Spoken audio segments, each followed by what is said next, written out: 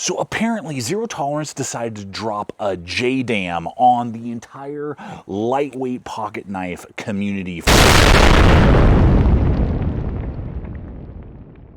With the release of this blade right here, the ZT-0117, named after the stealth fighter that it takes its inspiration from, the F-117 Nighthawk. And ZT is flying into the danger zone with this model because it really puts a lot of other blades on blast. And as we're about to find out here, as we put it through its paces, and I have used this thing thoroughly, this is not pocket jewelry, this I have extensively used, we're going to see here that not only can it perform, but relative to the materials is actually a wild value. I don't know how ZT is doing it. And so we're going to find out today if this sucker is going to slide in under the radar and fit perfectly into your pocket and your EDC rotation, or you're going to just totally boop, pass it on by, and it's going to be nothing but a micronic blip on your radar while running in tons of competitive options and having just a blast. If you're new to the channel, welcome. I'm Aaron. This is Gideonstactical. Let's dive in and have some fun. Now, before I run in any beautiful blade footage of this tool being tested, I want to make one thing real clear. Zero Tolerance to me is what the two models that are straddling this design are. Big, beefy, overbuilt, heavy tools made for hard use, like the 0203 and the 0308, just as some examples. I mean, both of those knives are 5 ounces or more. They're over 3.5 inches. They're thick, they're burly, they're made for hard work. Whereas this model is extremely lightweight. 1.9 ounces. So this is competing with blades in weight like the BUGOUT from BENCHMADE. And similar in size when you actually just look at it compared to the BUGOUT, and the BAILOUT sits kind of right in between there. And it's 0.09, under 1/8 of an inch thick on a full flat grind. Now it's sporting USA-made MagnaCut HRC 6264, which is bonkers. It's slim, it's lightweight, it's a precision tool, kind of like the Nighthawk that it's based off of. That was not some B-52 bomber coming in like most ZTs are, or at least how I view ZTs. As long as ZT doesn't ever lose that identity of being the B-52, the overbuilt monsters, I'm okay as long as the ultralight, carbon fiber, sleek, slim, how I just want to touch on that and leave a comment. Are you the type of person that gravitates more to those heavy-duty overbuilt ZTs, and that's where you connect with? Or are you somebody who connects more with their ultralight, carbon fiber, sleek, slim, titanium, like all the stuff that this 117 is sporting? Would love to know your guys' thoughts. So with that, let's go ahead and dive on into some beautiful blade footage. Zippity freaking doodah. Oh my gosh, guys. Guys, slice-a-roni. Not to be confused with rice-a-roni, because slice-a-roni is definitely my preferred meal. Let's just see here. Oh yeah. The precision of that tip. So, I mean, not a prying instrument, obviously. Game over, man. Game the frick over. No, I mean, look at that, dude. Wow. Compared to the previously reviewed bare knuckle, which is obviously a thicker, higher grind. This one being FFG. FFG grind. You know, I had to put a little more pressure. This thing is just like, say hello to my little fry. Now we'll be bouncing back and forth between performance and the detail. So let's hit one detail here with the Action. Now this is sporting the Duralock crossbar lock. And what's going to be different compared to knives, say like Bel Air, is that they have this kind of stepped, elongated bar engagement for your fingers on either side, so it's ambi. I love it. I prefer it over the crossbar on, say, the Bel Air, in the sense of its engagement to your fingers. It just really connects well on your hand. It rises up enough that you never slip off of it, but it doesn't protrude like other crossbars. So I really enjoy that. It's running on KVT ball bearings, so it's ultra smooth. And let's see if I can do it here on frame for you. It will just, if you just time it right, it'll just suck that blade right back into place. I don't even have to touch that blade, but it's super, super smooth. So crystal, icy, slides in and out, and I have zero issues with that. And then you have a good size stop bar, and the crossbar is about the same diameter for medium to light duty tasks. Totally fine and executes well. I love, by the way, I love the comments here. I'm gonna piss all these commenters off with the action. I get these random comments like 3 times a month, like, oh, I hate these gear reviewers who are flicking their pocket knives and da-da-da. I'm like, okay, well then you already know what knife to buy. You need to buy the original Buck 110 and then never watch another knife video. If that's an issue for you, because I love the action. There it is. Now that was definitely a lot of pressure.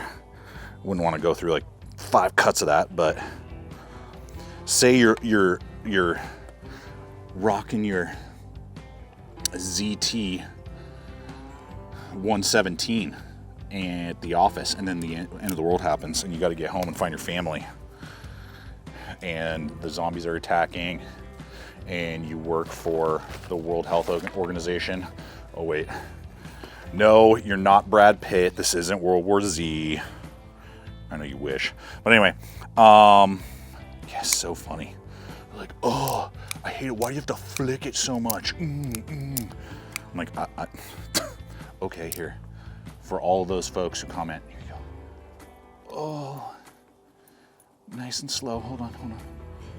Gotta go slow, touching the blade the entire time, and then we gotta easily go out and open, and then we're gonna pull back on that Duralock and close it. There you go. Nice and smooth. Slow enough for you. Yeah, the Buck 110 is your knife. Buy that knife. I'm gonna help you out right now. Buy the Buck 110. Never watch another knife video in your entire life, please. That will help you, and it will help me. I'm actually going out of my way to help those who complain about the speed of deployment and action on pocket knives and like flicking them in and out.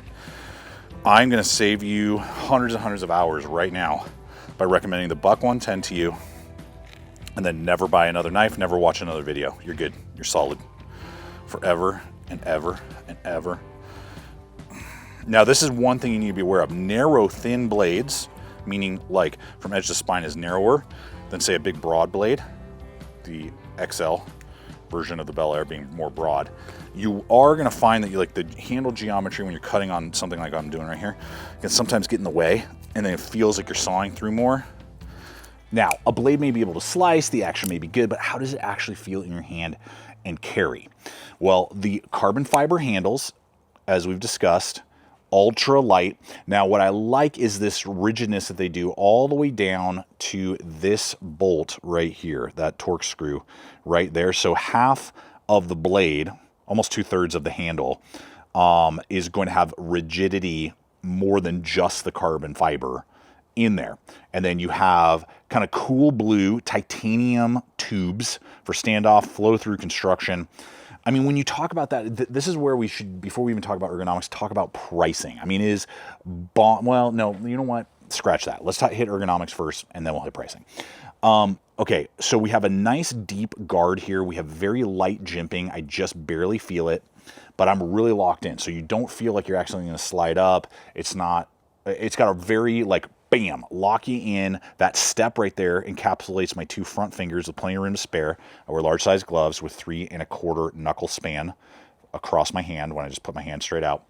And when we actually measure from guard to where the end of the handle is, which is what actually matters, we're looking at 3.5 inches. So when I grip this blade, you can see I have about half an inch, maybe a little bit more sticking out the back there when I really grip and get onto the blade. So more than enough real estate in my hand with bare hands. Even with gloves on, I can still grab onto it. It tapers towards the back, but I never felt like my pinky was floating or anything like that. And the grip around the neck is ideal for slicing, cutting, just getting general tasks done that you would put a knife of this weight through. Now, I do appreciate Zero Tolerance and Kershaw sending me some samples on their 2026 designs, but they did not pay or sponsor this video in any way, shape, or form. And as you guys know, if you've been following the channel, a few of their Kershaw 2026 designs I really connected with, but a few I feel like are total duds. So I'll try and tag that video. You can check that out. Always keeping it real with you, what's good, what's not in any design.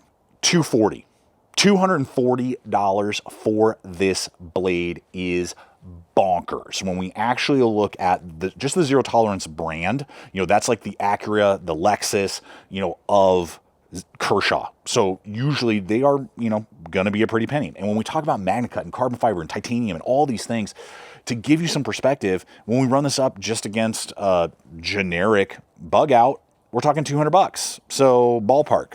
So for $40 more, we can be getting excellent MagnaCut and carbon fiber and all these other offsets and everything else. And then I have the BenchMade BAILOut in MagnaCut, $350 with 60 to 62 HRC, which would be fine for like a big survival knife, but on a little pocket knife like this, give me better wear resistance. Let's go. And I'll have links popping up to Blade HQ, Knife Center, DLT, Amazon, all the affiliates that I regularly partner with. That's popping up, and it's in the description box below, so you can explore all the different options that are available, not only on this ZT, but the competitive options I'm talking about. Those will be linked below as well. Now, you got to check out this pocket clip, which I really dig. They did this on a few of their new 2026 models. It is a deep ride loop over, has a good lip. It's not too aggressive. It's rounded. It's not sharp. You have a pretty good height back here, so a reinforced pocket it's not going to get crazy bogged up on, and has a little bit of tension, and it has the screw, so you just swap it right or left. So it is a tip up, deep ride, loop over, really well executed. This, along with the pocket clip that's on the Bel Air, is those two pocket clips Kershaw and ZT need to continue to use, and they really execute the different types of carry really well. But there it is, guys. I mean, I think if you're looking for this style of pocket knife, ultra lightweight, you know, you want MagnaCut, you want full flat grind, you're looking for light, slicey, and again, I mean, if they continue to sell these for under $250, that is wild for what we're getting, and really puts some of these other American companies on blast to try and compete with that price point at least. So leave a comment. What do you guys think? Especially if you own one, how has it been performing for you? What do you like? What do you not? And remember, which type of ZT person are you? The ultralight, ultra slim, or are you like me? I'm more like this guy. That doesn't mean I'm not going to carry this, but I'm going to go hiking, camping with this monster, and then I'm going to go out to dinner and take Mrs. GT on a nice, delicious anniversary meal or something with this guy right here in my pocket. So that's me, my mileage. Appreciate you guys. Subscribe if you haven't. Check out the other video. Until next time, always remember to stay equipped, stay prepared. See you out there.